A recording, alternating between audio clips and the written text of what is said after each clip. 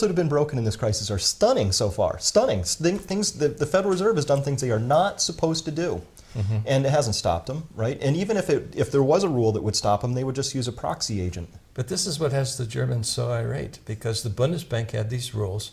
They followed the rules religiously for 50 years. They made the hard decisions that needed to be made. They remained independent of the political process. And the Deutschmark in 2000 had basically the same purchasing power that a Deutschmark did back in 1950. Compare that 50-year experience to the French franc or any other European currency. You know, it was far, far better than any other European currency. To get Germany into the EU, they had to say, okay, we're going to take the Bundesbank rules and we're going to follow them. All of these rules are being broken. Is it a wonder that the German people are irate, that all of these promises have been broken, that the rules have been broken? No, it's particularly, I mean, the German people love the rules, and those rules served them very, very well. So, you know, once upon a time, you know, when we read history books from maybe 1800s, 1900s, people took economics seriously. They took their money seriously. They understood that you couldn't just trust someone to manage that for you, because that trust often would get misplaced and misused. So here we are in a situation where most people have taken their eye off the ball, decided that economics is too complicated and that I can't understand monetary policy and history and all that stuff. And it's absolutely false. It's a very easy equation. Are we printing more money than we have actual goods and services being created or not? It couldn't be any simpler than that. And the answer is we've been creating money and money equivalents at far higher rates than can be supported by any analysis of the economy.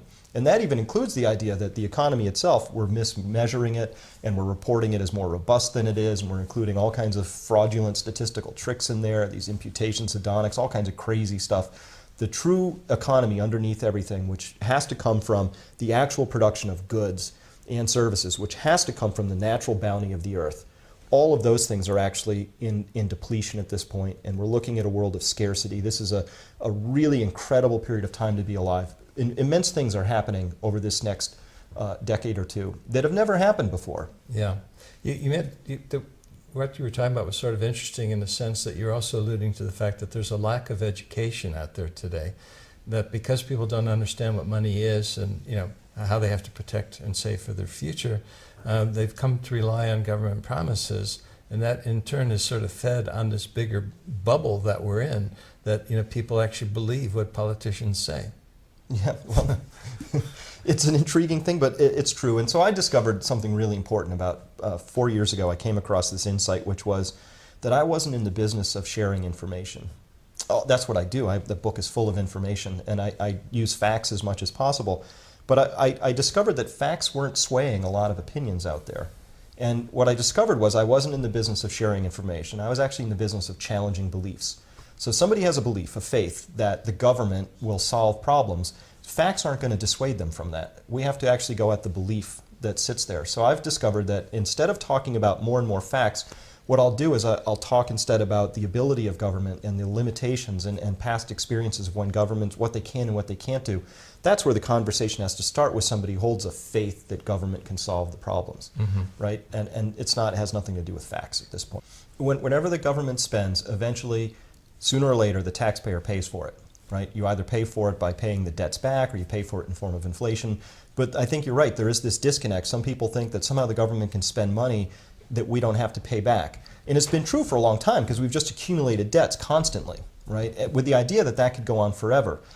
That's a false idea, and eventually, you can't increase your debts forever. And that's the world we're in. We're in the early stage of breaking a 40-year-old paradigm which says we can just expand deficits forever, debts forever. It doesn't matter, because the growth will always be there to support whatever level of debt we decide to create. Yeah. And that's the actual biggest underlying part of this is where the narrative is breaking down at a very fundamental level, is that the old layers of growth we could depend on, 3, 4, 5% economic growth.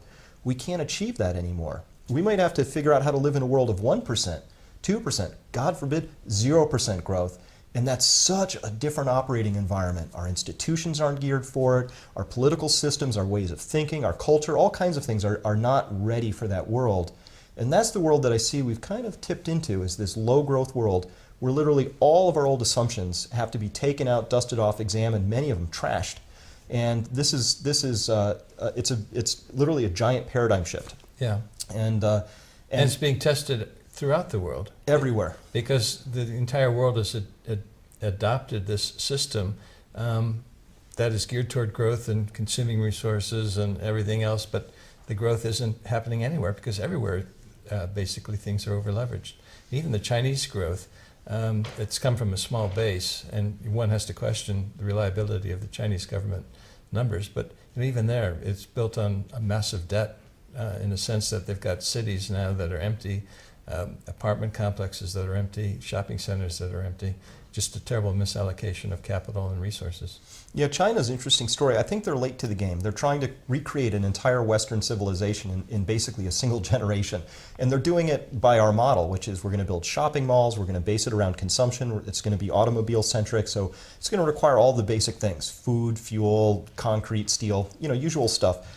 And that makes sense on one level, but on another level, when you look at where we are in the global resource story, you would say, that's not how, that wouldn't be the smartest way to go about this at this point. I think that the future belongs to those companies, those countries, those individuals who can find a way to do more with less, who can actually have real, solid, fundamental economic growth based on the resources they actually have access to. And access to resources is clearly, it's a game that's been played kind of quietly out of sight for the past almost 10 years now.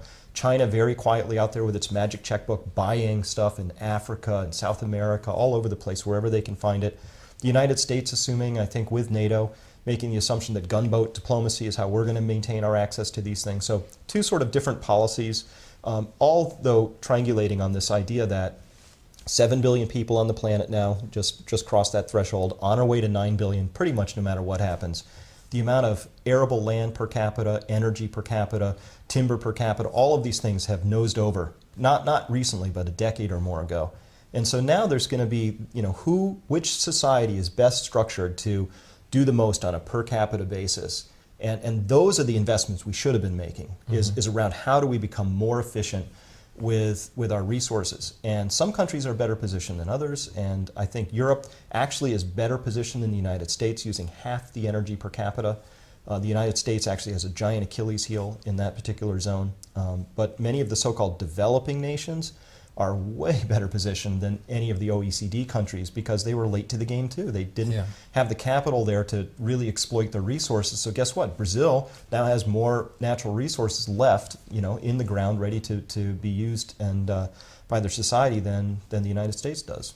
I think resource conflicts are inevitable. And we might say that the first resource conflicts are going to be financial in nature. And I think we've already seen those where China tried to buy Unocal, which actually has a lot of oil assets in the Asian area, and was prevented by Congress. U.S. Congress was against that idea. But now we see China out there buying things and outcompeting Western societies for resources, just outbidding them for all kinds of things. That to me is going to be the first layer of this conflict. And as that dials up, we'll see the usual things. We'll see trade wars erupt, or people will be tagged as currency manipulators, so the usual financial shenanigans. My worry is that this will progress into something a little bit more substantial, something more severe at some point. And here we have to note that everything that's going on in the Middle East, when we look at all the policy that's happened, what's happening with the saber rattling around Iran right now, but what happened with Iraq, if we say, maybe these things aren't about weapons of mass destruction or nuclear devices or whatever the reason du jour happens to be, and we say, where's the oil? That's where all the oil that's exploitable, that's where the easy to find, very high flow rate reservoirs, that's where all the good ones are left. And in this story we say, well, the United States has a sea route to go over there and attempt to maintain its presence and hold on those assets, and China has a land route. History is also clear on this. If you have a land route, you have an advantage in this particular story, especially when it comes to something like oil, which, by the way, to take it by the sea route, you have to put it into these very large crude carriers, and you got to sail it at about 12 knots through the Strait of Hormuz and 12,000 miles to a refinery. Those things are big, slow, explosive sort of things. Targets. Yeah, targets. And so in this story, I think we'll find out that having access to is going to be a very important dynamic as we see the future unfold.